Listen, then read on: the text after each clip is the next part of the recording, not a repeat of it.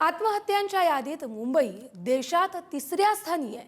आत्महत्या करणाऱ्यांमध्ये विवाहित पुरुषांचं प्रमाण 71% जास्त आहे। कौटुंबिक ताणामुळे विवाहित पुरुषांच्या आत्महत्यांमध्ये वाढ होतीये। कुटुंब चालवण्याचा ताण, नोकरीतील अस्थिरता यामुळे मुलं आत्महत्या करतायत। बेरोजगारी आणि कर्जाच्या ओझ्याखाली तरुणही हतबल होतायत। मुंबईत आर्थिक ओढाताण आणि जीवनशैली ही जीवघेणी ठरतेय असा धक्कादायक अहवाल समोर आलाय।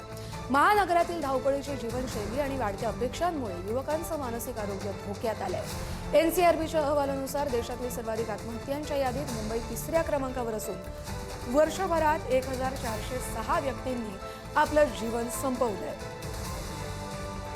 धक्कादायक बाब म्हणजे आत्महत्या करणाऱ्यांमध्ये 71% अधिक विवाहित पुरुष आहेत आणि कौटुंबिक जबाबदारी आणि आर्थिक विवंचना ही मुख्य कारण असल्याचेही समोर आले।